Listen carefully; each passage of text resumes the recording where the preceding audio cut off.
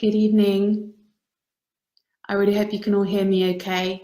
Please post comments in the comments below if you can't hear me. Karen, my assistant, is joining us. So if you have any kind of technical issues or anything like that, she will be able to help you. I know lots of people are just joining the group who I might not have met before, so we'll just give a couple of minutes to let everyone filter in. Hello to those of you who are watching already. So first of all, I want to say a huge big welcome to all the new members who've joined over the last couple of weeks or so. It's absolutely lovely to have you here, and of course lovely to see some familiar faces as well.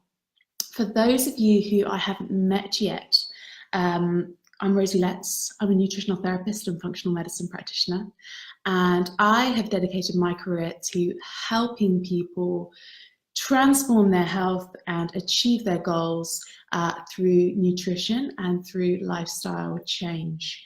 I specialise in fertility, in weight management, female health and digestive conditions, and I help people either one-to-one consultations via my Bristol clinic or via Skype, or through my one-to-one program, my online program Reinvent, which I will be briefly touching on a little bit later as well.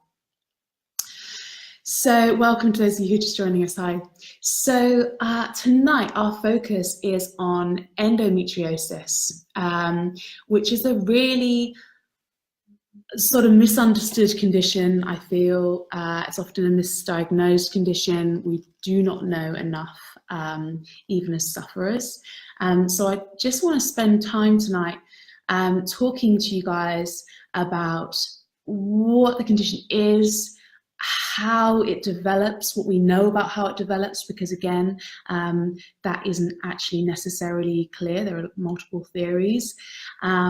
What factors kind of mediate the condition that we know about, and then the nutritional and functional medicine approaches to managing endometriosis and to significantly reducing your symptoms so that you can live a full and healthy life kind of despite endometriosis. And as sufferers, I'm sure each of you are already aware, endo extends far beyond the pain during menstruation and cramping, etc.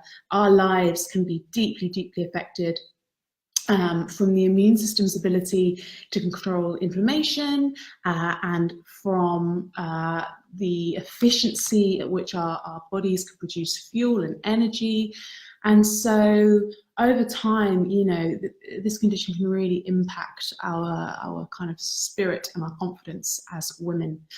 So I also just want tonight to be a time when we can kind of come together and talk, and you can ask me anything and we can have a chat and help each other out.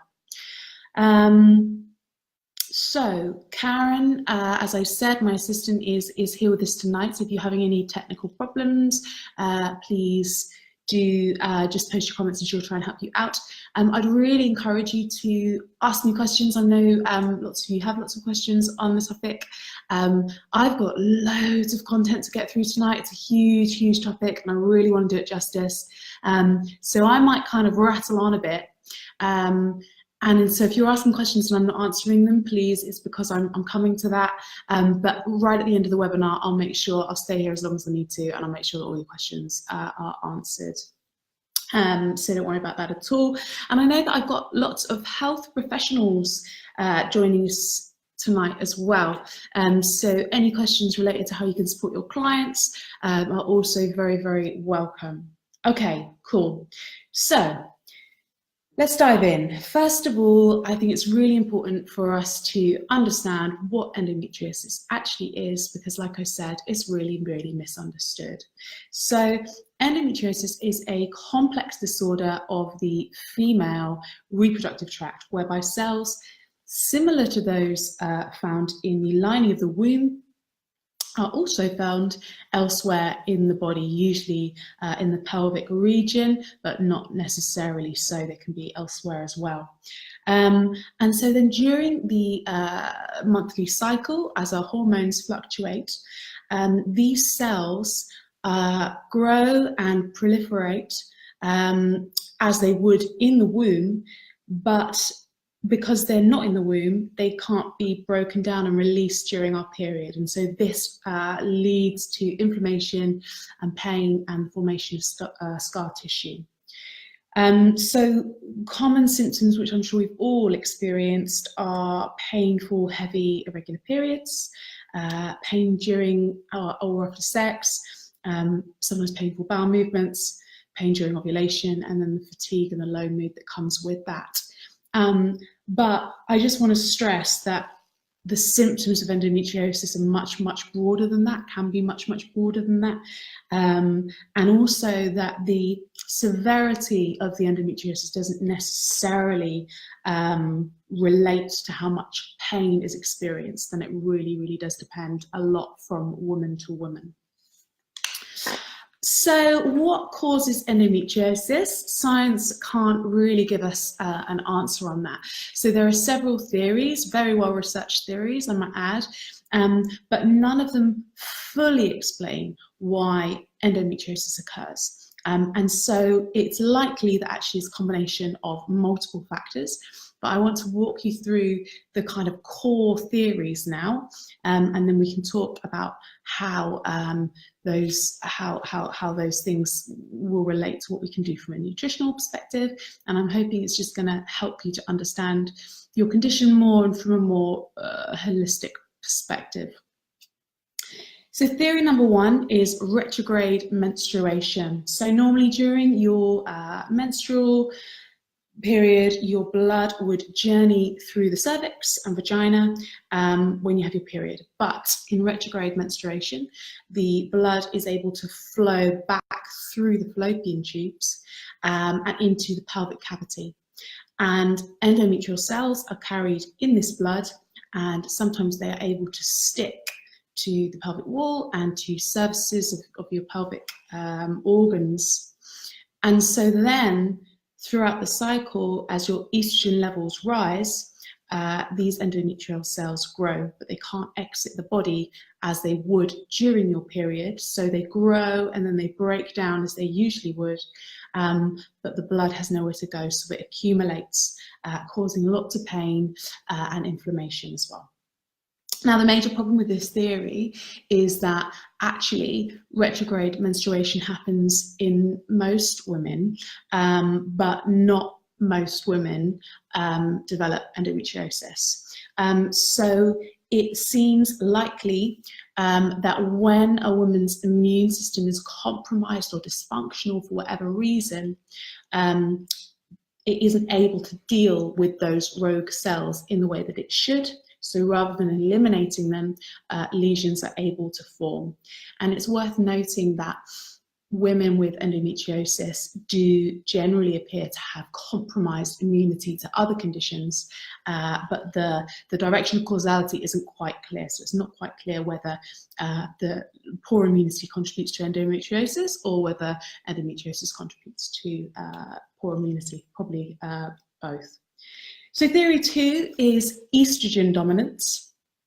One of estrogen's main job is to increase endometrial cell production, which makes sense as we need a really robust endometrium for a healthy pregnancy.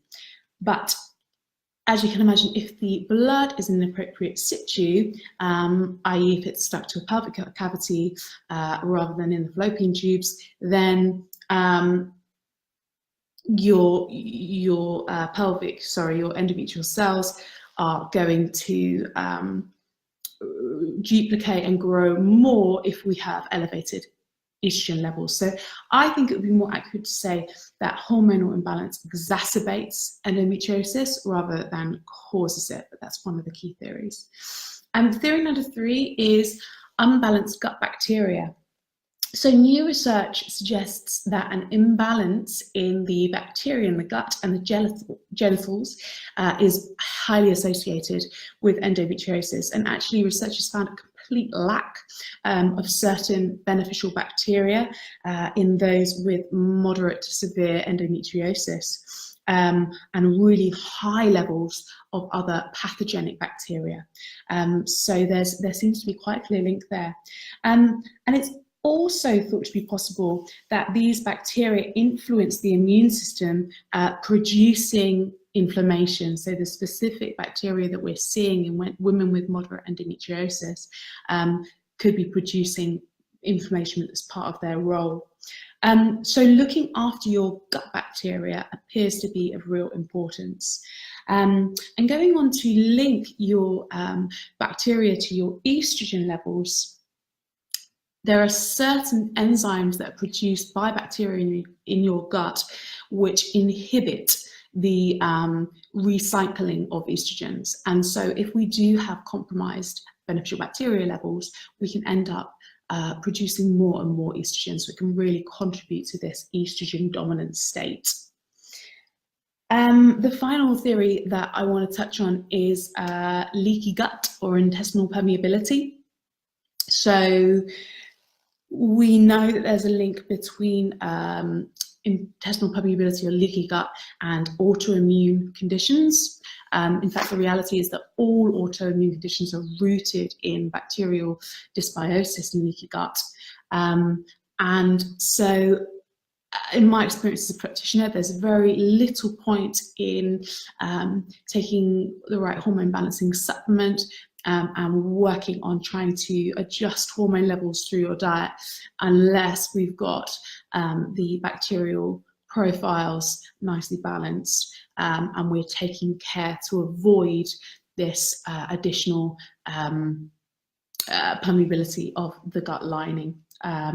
It's just a real challenge. So there seems to be this link between additional permeability and autoimmunity in general, and further research has linked intestinal permeability to endometriosis.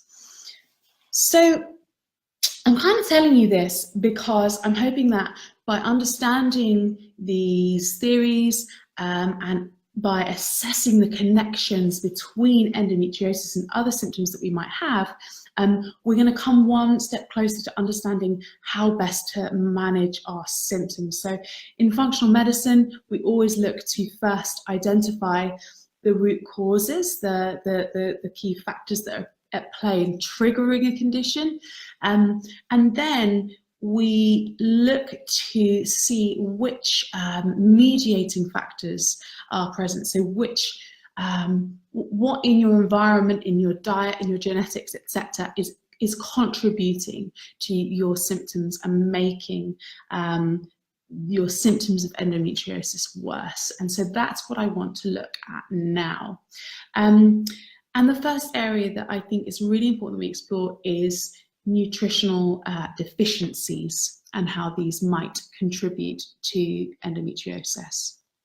So we need antioxidants to support the immune system to fight invaders and to prevent damage to our bodily tissues.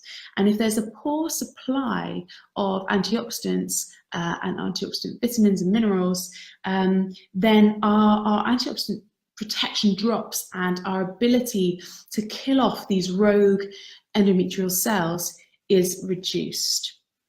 So we know that we need really robust antioxidant levels in the diet. Without a ready supply of antioxidants and key nutrients, inflammation in your body will increase and your ability to detoxify and eliminate estrogens is reduced. And that can fuel an estrogen dominant state. And I'm going to kind of talk about that a little bit more, about how that process works with liver detoxification. But it's really clear that women with endometriosis tend to have these key deficiencies. And it could be that certain deficiencies or insufficiencies are preventing effective detoxification, and that then in turn is fueling estrogen dominant conditions.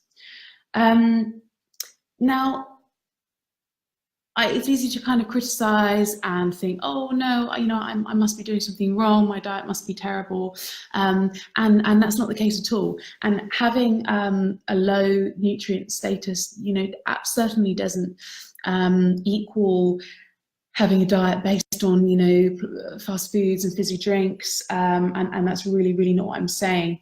But often it's the case that even though we are eating well and we are doing the best we can, we're not eating the quantities of key nutrients that we need because of our condition. So endometriosis is very, very hungry for certain key nutrients. So I want to touch on which, you know, some of those key nutrients, and why we as endometriosis sufferers have a much, much greater requirement for those nutrients, and why we might not be getting enough in our diet. So zinc and magnesium are classic examples. They are used in huge, huge amounts in times of physical and emotional stress. And endometriosis, as I'm sure we can all agree, is a time of both physical and emotional distress. So our requirements for these is huge. Now, zinc and magnesium are both minerals that are found in fruit and vegetables and whole grains and meats to an extent. But what happens is, if as our soils are becoming more and more depleted, and for a lot of us the quality of food that we just have access to is reducing, we're just not getting enough in our diets, and then added to that this huge emotional and physical stress, we become very depleted. Women with endometriosis often suffer from very heavy bleeding during their periods, and this can have an enormous effect on our stores of iron, mineral iron, and this can lead to huge problems with listlessness and poor concentration. And I don't know how many of you will have noticed that, you know, after a heavy bleed you just feel wiped out, and a lot of that is down to iron. Hazel, could you write them in a list as well? Yes, I can. I will send you a kind of abbreviated version of what I'm talking about, because I know I'm probably moving quite quickly. So we are moving through nutrition very quickly, and we might not have a huge amount naturally in the food that we're eating, and therefore it can be a bit of a recipe for issues. And so often it's important to first of all assess our diets and which nutrients might be in high demand and where we can get those things from, and I'll talk to you about that in a second, but also know which areas we might want to supplement and which areas we might want to supplement during particular days of our cycle as well. Women with endometriosis do not have strong immune systems. It's an unfortunate fact. The natural killer cells of the immune systems just aren't working as they should. And that is partly why these endometrial patches, which should be viewed by the immune system as invaders and disposed of, destroyed, are not. They are left in situ, and then they are left to kind of roam and migrate to other parts of the body, evoking inflammation and creating these reactions. And so for this reason, any endometriosis nutrition plan or functional medicine plan really needs to focus on supporting the immune system. And for that reason, we need to talk about sugar. So sugar interferes with the immune system in lots of different ways. I'm just going to run you through, I'm sure you all know this, but I'm just going to run you through some of the reasons we need to watch it. So sugar interferes with the way that your white blood cells mop up the debris, basically, and that is what allows the lesions to form in the first place. Sugar also reduces the amount of beneficial bacteria that can live in the gut, so it's very damaging to your gut bacteria, and it fuels yeast overgrowth as well. So this can lead to gastrointestinal symptoms, and it can fuel leaky gut, intestinal permeability, as we've talked about. That can promote further autoimmunity. Sugar also blocks the production of anti-inflammatory prostaglandins. And so basically that's actively encouraging your inflammation and your flare-ups, because these anti-inflammatory prostaglandins are kind of internal mechanism to calm that inflammation down.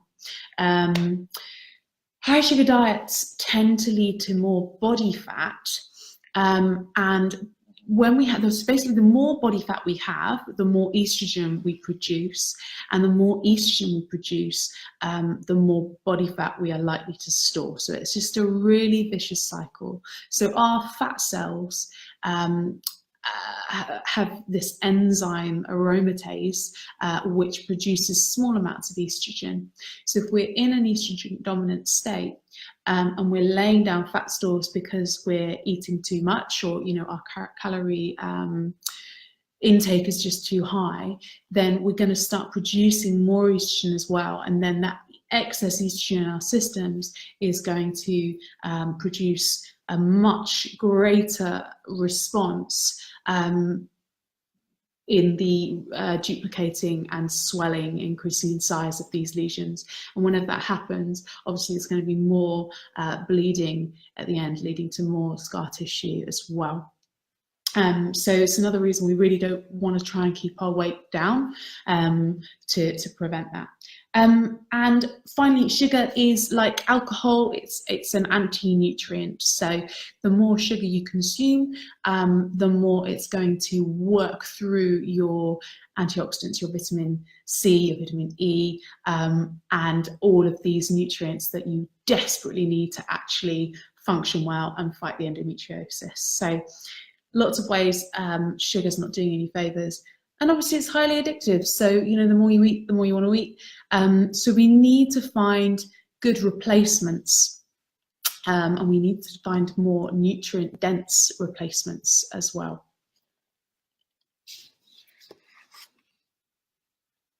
So my hope is that by kind of working you through the etiology, the potential causes of endometriosis, or the theories that surround that, and how our immune system is involved and how nutritional deficiencies are involved, it's given you a kind of a clearer perspective on what kind of things that we can be doing to help ourselves. And now I want to talk you through a kind of revised or condensed protocol that I use with myself and with clients to try and reduce pain, and try to support your energy levels and try to improve your quality of life living with this condition. So as I say, I and many of the women that I work with are testament to how incredible the restorative power of nutritional therapy and nutritional medicine can be, and how natural supplements, nutritional supplements as well, can play a huge role in the day-to-day management of endometriosis. And actually, there's a huge amount of research that is demonstrating that nutritional therapy through dietary and supplement interventions is actually just as effective, sometimes more effective, at obtaining pain relief and improving quality of life as medical hormone treatment post-surgery. And I can put some links to research in the comments as well after we finish, if anyone's interested in some of that research. So the key reason that I'm so keen on using nutritional therapy, and it's important to say using nutritional therapy as part of a multidisciplinary approach. So I absolutely will encourage you to get in touch with a really good acupuncturist, and find someone who, I know there's some fertility massage therapists watching. I know Claire's had incredible results. Use the multidisciplinary team, because we all have separate skill sets, and we can help in different ways. But one of the reasons that I'm so keen on the nutritional therapy approach is that you're basically supporting your body to health despite the condition. So you're not just trying to plaster over this condition, you're supporting your immune system, you're trying to rebalance your hormones, which probably have been shoved out of balance by the condition. You're supporting your metabolism to produce energy more effectively. So by working on the endometriosis, you can really dramatically improve your quality of life despite endometriosis, and that's why it's so powerful. So I'm just going to talk you through 5 important dietary and lifestyle changes that you can make right away to help your endometriosis. And these are by no means exhaustive, but they are really important to get you started. So the first thing is eat colour. I bang on about eating a rainbow variety of fruit and vegetables all the time, like a broken record. But the reason for it is all of those different pigments and different fruit and vegetables represent different antioxidant families, and those antioxidants are what are so powerful at relieving inflammation and supporting your immune system in all those different ways. So these are like plant chemicals which have very important anti-inflammatory properties, and we need to eat a variety of fruit and vegetables, and ideally a large quantity of fruit and vegetables every single day to achieve that when we can. And actually there's some great research showing that women who ate green vegetables 13 times or more per week, so roughly twice a day, was 70% less likely to have endometriosis. Really interesting. And also a study published earlier this year showed that carotenoid-rich fruits and vegetables, particularly citrus fruits, actually had a really positive impact on the symptoms of endometriosis, particularly pain relief. So, you know, get these in smoothies, get them in juices, get them in soups, like however you can pack in loads and loads of fruit and vegetables. That would definitely be my first tip. That's also going to support your digestive system as well, but that's kind of an aside. The second thing I would say is be kind to your gut. So we talked about bacteria and how unbalanced bacteria seems to have a really important role to play here. The beneficial bacteria in your gut, or some of the beneficial bacteria in your gut, produce this enzyme, beta-glucuronidase is called, which can inhibit the reabsorption and the processing of estrogen. So basically, when you have elevated estrogen levels, the estrogens they kind of serve their life cycle, and then they are processed through your liver through phase 2 liver detoxification, and then they are eliminated through your bowel.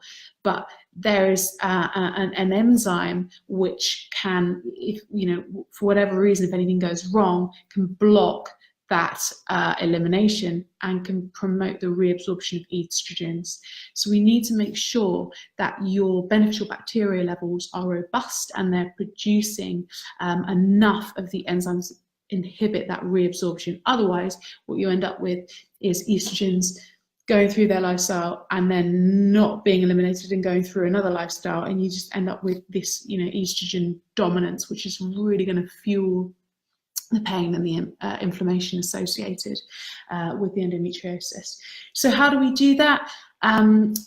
The primary thing is we take probiotics and we eat fermented foods. So fermented foods are an important part of any natural diet, and a lot of us have kind of dismissed them lately. So things like kefir and sauerkraut and kombucha, these all contain live bacteria which will adhere and boost our beneficial bacteria levels. We also need to eat lots of prebiotics to feed those probiotics. And also another really easy thing you can do is take a probiotic supplement, particularly if you've had lots of antibiotics or if you're on a lot of pain relief. And most women with endometriosis will have had quite a lot of antibiotics and will take quite a lot of pain relief. And those are two things that can really, really damage our natural bacteria levels in our gut. The third thing that I would recommend you do is get plenty of omega-3 fats. So omega-3 fats are highly anti-inflammatory. They're one of the most anti-inflammatory compounds we have access to in nature, and we don't get enough. So they're found in things like walnuts and chia seeds and flax, and very small amounts in kind of green vegetables, but predominantly in oily fish. So trying to eat oily fish, good quality fish, 2 or 3 times a week, if you can do it, is brilliant. And I'm well aware that it's not always very easy to find good quality fish. And if you struggle, you can always take a fish oil supplement, and that will do a lot of the same thing. But as well as getting enough oily fish, it's really important to make sure that we're not doing some of the things that can block the use of the omega-3 fats. So white flour, sugar, lots of animal fat, and alcohol are all things that can block the use and the anti-inflammatory nature of these omega-3 fats. So trying to strike a balance there between the beneficial fats and the less beneficial fats. The fourth thing that I would recommend that you at least seriously consider is cutting out or really cutting down on gluten. So endometriosis is autoimmune in nature, and there is a huge body of research that shows that women who follow gluten-free diets tend to see a really statistically significant reduction in their symptoms. Now, this isn't necessarily instantaneous, but I mean, one particular study, and again, I can post you the details in the link below, showed that 75% of women who followed a gluten-free diet over a 12-month period saw a significant reduction in their symptoms of pain, particularly. Alice is saying, cutting out gluten helped me so much. I mean, with my training in functional medicine, it's just a no-brainer. Whenever you see autoimmunity, you immediately cut out gluten. We see whenever there is additional permeability to the gut, which proteins could be contributing to that, and gluten is such a big one. It's not necessarily the only thing, and actually I would recommend IgE allergy testing and IgG food intolerance testing to see, if there are things that your immune system is really not liking, and if it's creating a lot of inflammation in your system, because ultimately this is an inflammatory condition. But really think about cutting out gluten. And gluten, you'll notice on my Reinvent program and in my the recipes and things on my website, I really don't use gluten. You don't need to. I think the world's slowly starting to come around to that, as so many people are intolerant. It's just getting used to cooking in a different way. So have a think about that and what it would mean to be gluten-free and whether that could really help or not. And the final thing is, really, I would encourage you to be very, very conscious of what you put onto and into your body. So I'm particularly thinking about sanitary products, so bleached tampons and sanitary towels. Again, it's a controversial area in the endometriosis debate, but tampons and towels contain these dioxins, which we know, it's been proven time and time again, these have an adverse effect on your hormone systems. And they're also likely to contain chemicals like parabens and phthalates, which potentially have been linked to the development of endometriosis. It's not just in sanitary products. You can you'd probably be horrified if you read some of the labels on your kind of bathroom cabinet, but particularly anything that's involved in that area, any feminine hygiene products, any bubble baths and things like that you're using, I would encourage you to think about switching to the most natural versions as possible. And I don't know whether any of you have tried switching or using a menstrual cup or a moon cup, and the difference that can make, I've seen with many women, is actually quite phenomenal. You just don't realise what that exposure does. So again, I'm going to post when I'm going to send the replay of this in the email for you guys.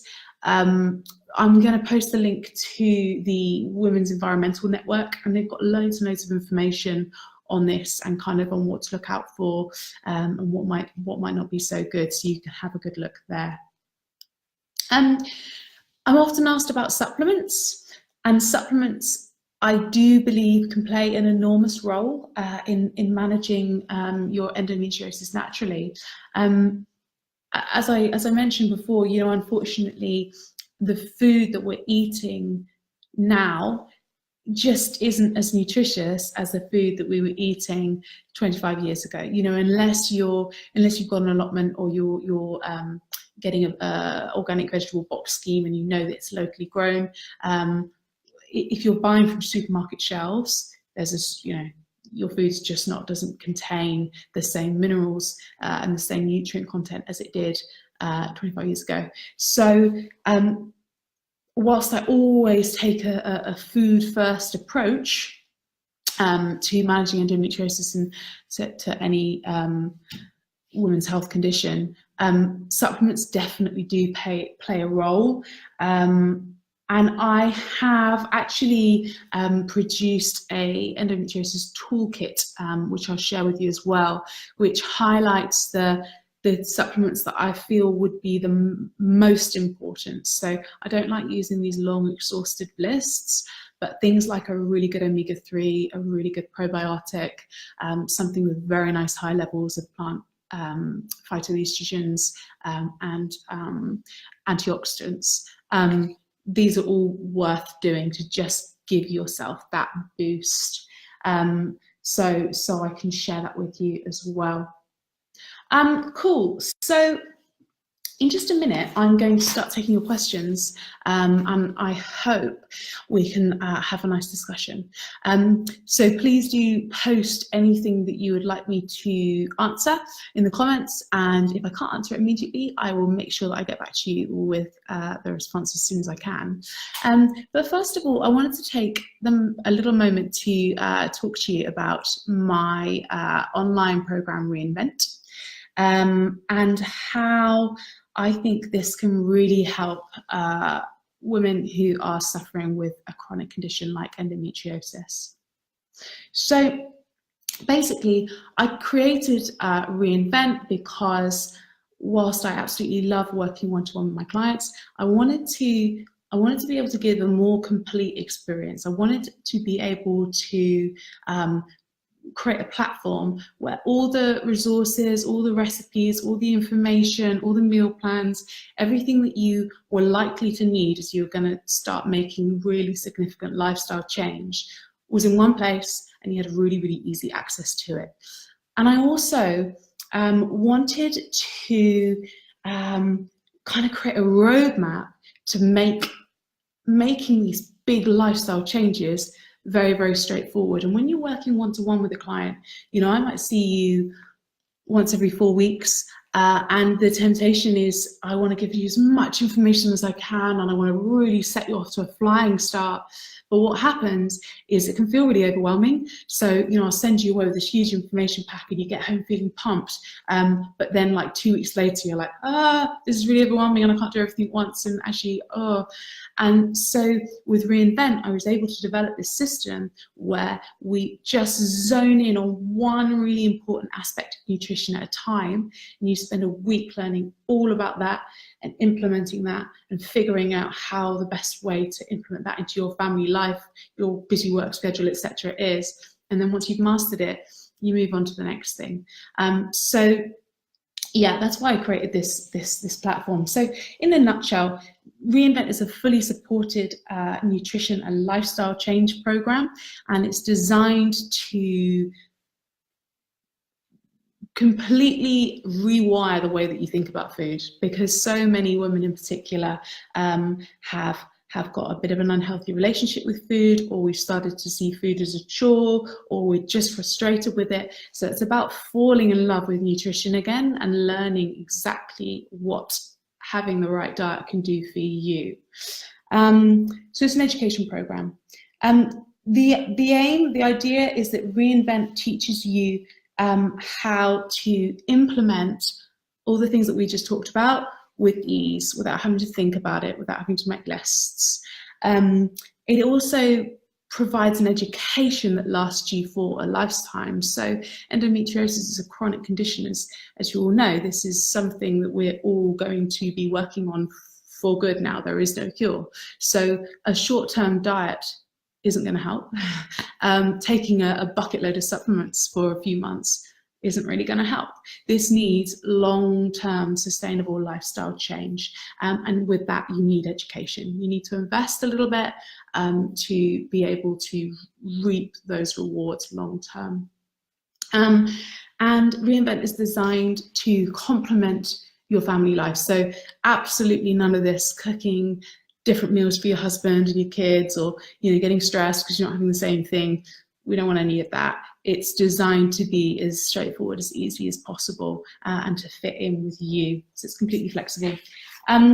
So as you guys have clearly shown a great interest and have watched the webinar tonight, I have got a special offer for you.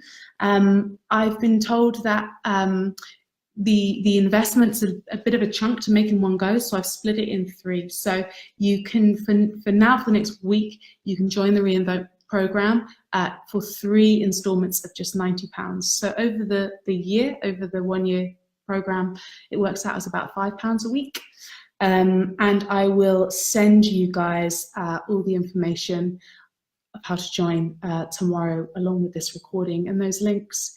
And the other thing is that I've produced this special endometriosis toolkit for you, which highlights the really key dietary changes that you can make right away. It highlights the supplement program that I'd recommend following right away, and it highlights the lifestyle interventions as well that I would recommend making. So it's just a really handy guide to get you totally on the right track whilst you start falling into Reinvent and making these really permanent lifestyle changes.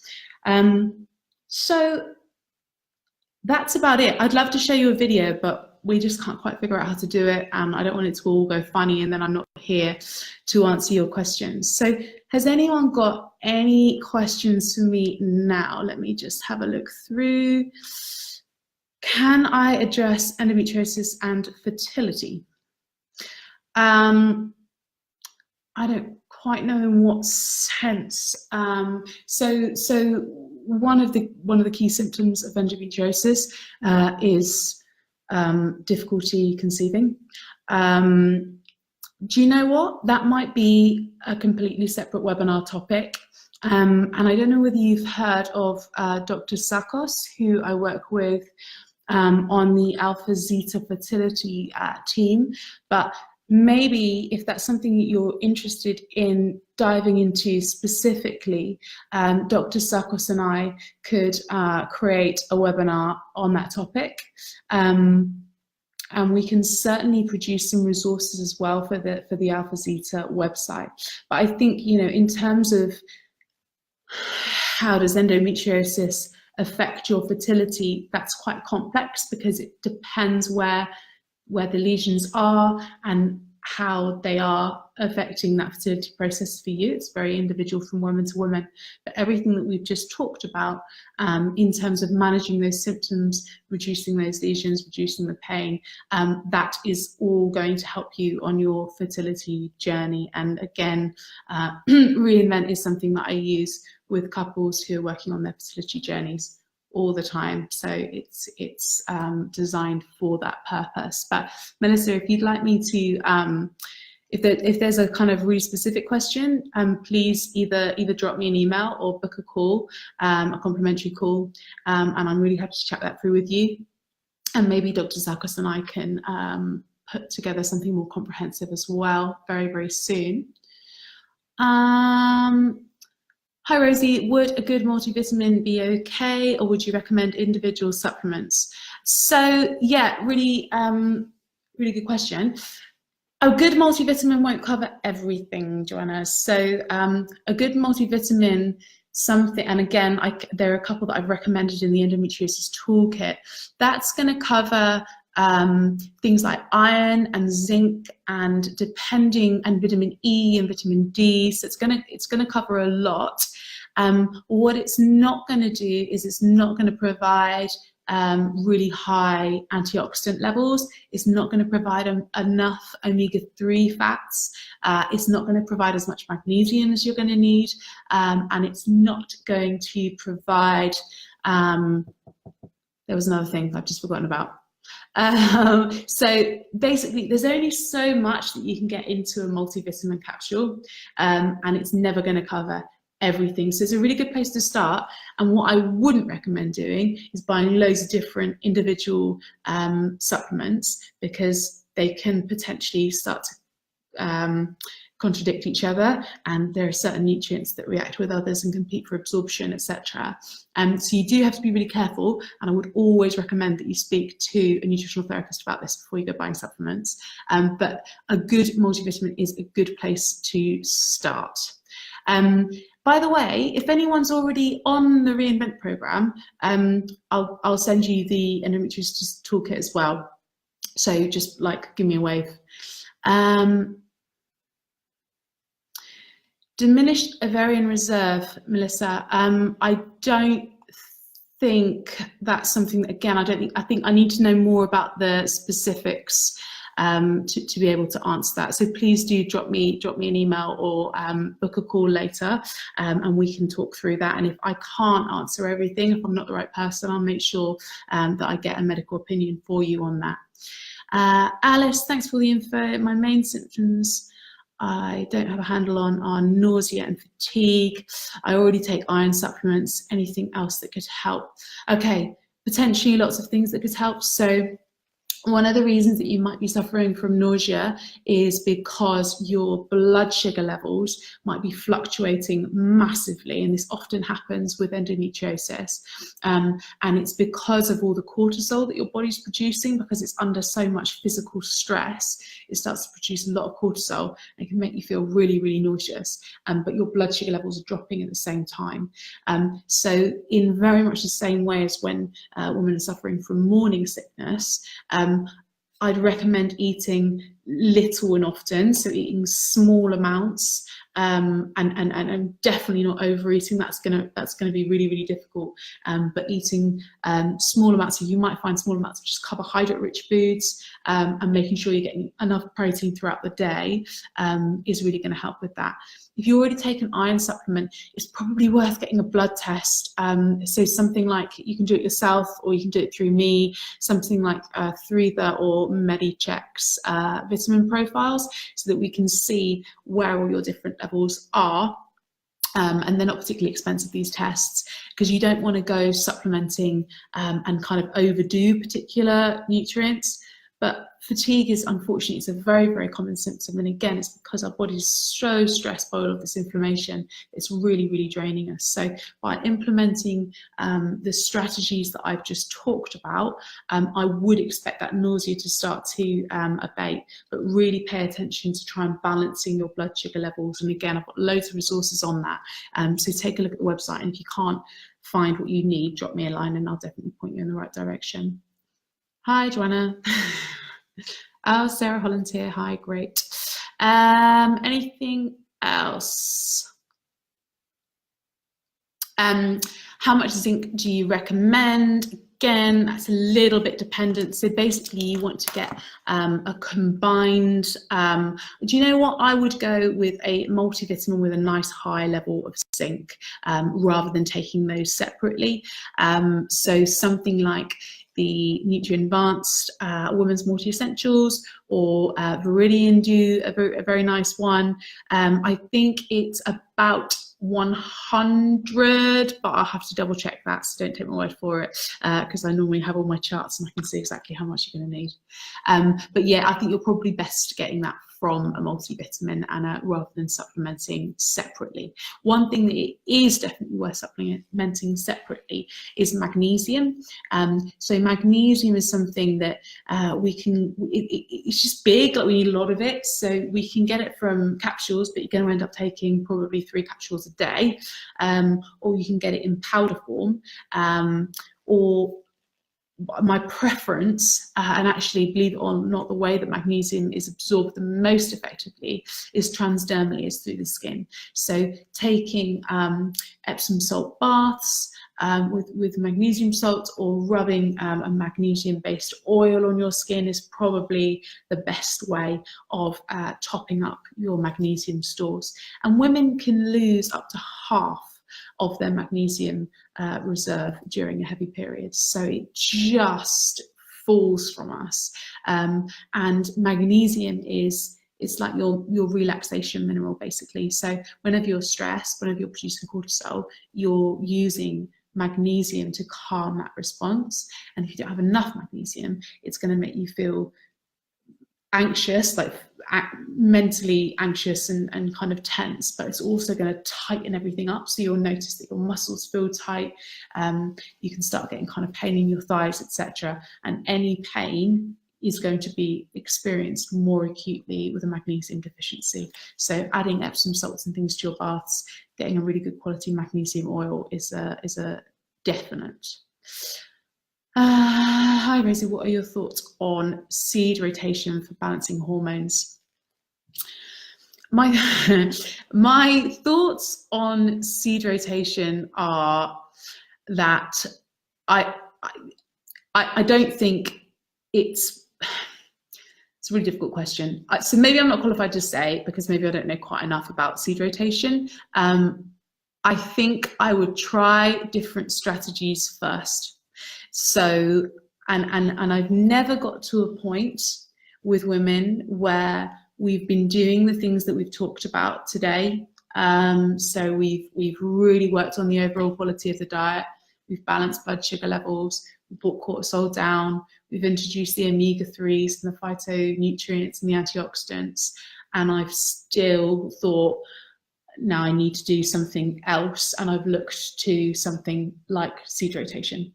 So yeah, I guess for me, it's not a strategy that I'd look to, because in functional medicine and the approach that I'm kind of, that's where I come from, it's not, the science isn't there, it's not as respected as an approach, and I've never felt the need to, because the strategies that we use are highly effective. That said, I'm certainly not an expert on seed rotation. I hope that helps. So guys, I think, a couple more. Omega-3, I know you mentioned a few nuts as well as oily fish, but I'm vegan, so I don't eat fish. Are there any more foods which are omega-3 that I should be eating more of? Unfortunately, no, not really. So chia seeds, walnuts, flax seeds, and you can get very small amounts from certain green vegetables like spinach. But I would highly recommend that you take a really good vegan omega-3. So it will come from algae, and that's important. So I don't really want it to come from flaxseed, because actually it's a slightly different compound, and your body has to work really hard to convert it into the active omega-3. Fish get their omega-3 from algae. So if you're vegan and you want to go straight to the source, I'd get an algae supplement. Sometimes vegans are happy to take a fish oil supplement. I don't know if that's you or not. If you are, you end up with much more bang for your buck. Basically, you end up with a better product for a lower price. But in the endometriosis toolkit, I have recommended a really good vegan omega-3 product. So definitely start taking a supplement. Okay, there's no way you're going to get enough omega-3 from your vegan diet without taking that supplement. And actually, I love vegan diets. I'm just releasing a 4-week vegan meal plan, and I'm trying to convert more of my clients to a more plant-based way of eating.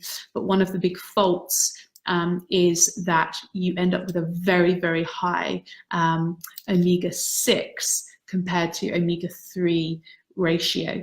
And so taking an omega-3 supplement is really important. Joanna, would this also help prevention, i.e. after surgery, to remove adhesions, to prevent more coming back? Yes, and that is how this works best. That basically is how nutritional therapy is going to be the most effective, is alongside the proper surgical treatment. No one is claiming that we can cure endometriosis. There is no cure for endometriosis. This is a case of minimizing the inflammation and keeping those adhesions as small as possible so that they're not causing you any problems. So absolutely, if you have recently had surgery, it's an excellent time to embark on Reinvent or an endometriosis diet protocol. And also, if you have recently had surgery or you are going to be having surgery soon, it's important to understand the effects that that will have on your gut bacteria and on your immune system. So at the end of the day, surgery is a big physical trauma. So doing what we've talked about, you know, getting more beneficial bacteria, making sure you're supporting your immune system in every way that you can, avoiding these anti-nutrients is never more important than kind of before and after surgery, really. Great. So guys, oh, one more. Hi Rosie, would taking magnesium or calcium stop the body from absorbing iron? No, it wouldn't. We're designed to be able to absorb these nutrients together. The only thing that I would say is avoid taking iron supplements, particularly around coffee. Caffeine probably isn't great for us anyway, but you know, small quantities probably all right. But no, you don't need to worry about that. Again, getting a good multivitamin, it means that the balance has been thought about, but you don't need to be concerned about blocking the absorption of iron through calcium and magnesium. Guys, it's been such a pleasure. I'm reluctant to go in case more questions come through, but you know, if they do, then I can just answer them another time. So please use this group to ask me questions. I absolutely love hearing from you. I'm here to support in any way I can.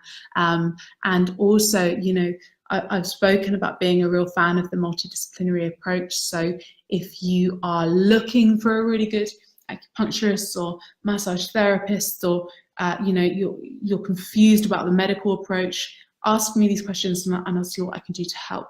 And hopefully I will be connected to people who can help you. So it's been an absolute pleasure. I'm going to drop you an email tomorrow with the recording and with the further information that I've promised. And I wish you all the most amazing evening, and I want to see you back in the group really soon. Okay, thanks ever so much, guys. Goodbye.